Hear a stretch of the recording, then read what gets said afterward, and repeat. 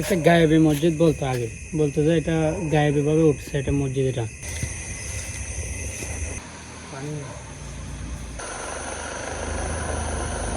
এলাকার মধ্যে বিখ্যাত একটা মসজিদ যেটার নাম হলো তোমরা খা মসজিদ।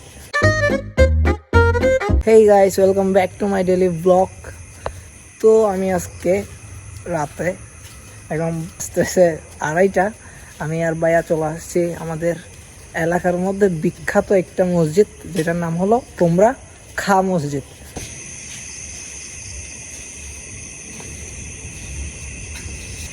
এই তোমার ডলে থেকে লিখবো পানি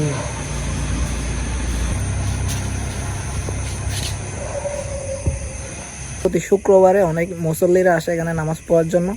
আমিও মাঝে মধ্যে আসি, মাঝে মধ্যে আমার আর ভাইয়ার আসা হয়। এই কিছুদিন আগেও টানা 2বার আসছিলাম এই মসজিদে। এটা আমাদের বাড়ি থেকে খুবই কাছে। আর এই মসজিদের অনেক নাম রয়েছে, এটা অনেক সুনামধন্য একটা মসজিদ। এটা একটা গায়েবী মসজিদ বলতো আগে, বলতো যে এটা গায়েবী ভাবে উঠছে এটা মসজিদ। এটার অনেক পুরনো কাহিনী আছে, এটা অনেক ইতিহাস রয়েছে যেগুলো আমাদের অজানা, অনেক পুরানো ইতিহাস। ছোটবেলা থেকে দেখতেছি এই মসজিদটা, এটার নাম শুনতেছি। আর অনেক শুধু এই এলাকার না, এলাকার বাইরে থেকে দূর দূরান্ত থেকে মানুষরা আসে, দূর দূরান্ত থেকে মানুষ আসে এখানে নামাজ পড়ার জন্য। এই হলো কথা। এই হলো কাপ্তাই সড়ক। এইটা কাপ্তাই সড়কের পাশেই হলো তোমরা খা মসজিদ। আর আমরা এখন মসজিদের পাশে যে কবরস্থানটা আছে ওইটার পাশে হাঁটতেছি। আর এই কবরস্থান অনেক বড়, এই পাশে আর এই পাশটা আর এই পশ্চিম পাশে আর পূর্ব পাশে অনেক বড় এই কবরস্থান।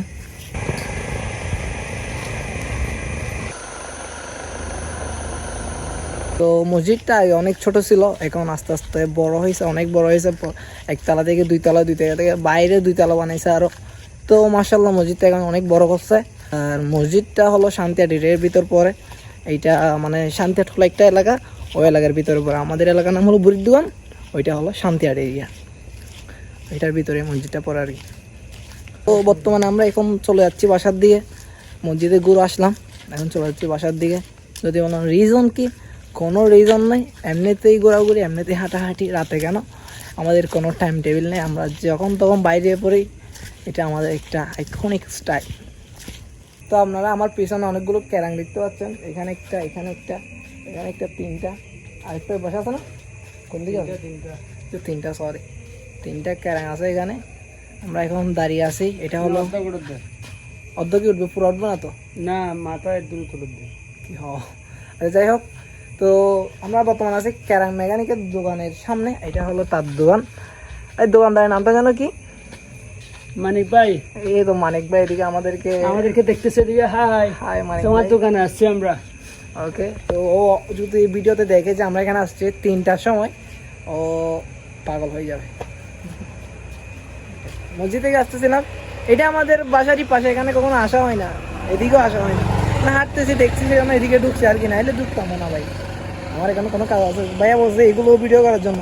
বুঝতে আচ্ছা, ওকে করতে পারা, করা যায়, সমস্যা। আউ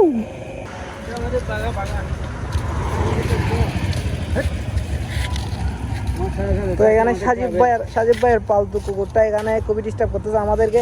দেখার সাথে সাথে ও এখানে শিলাবিলি শুরু করছে। ওর এদিকে সঙ্গ মুঙ্গ অনেকে আছে, এই তো সবই একটাতে একটা মা, এই একটাতে একটা সবই জিরা আজকের এই ভিডিওটা এই পর্যন্ত।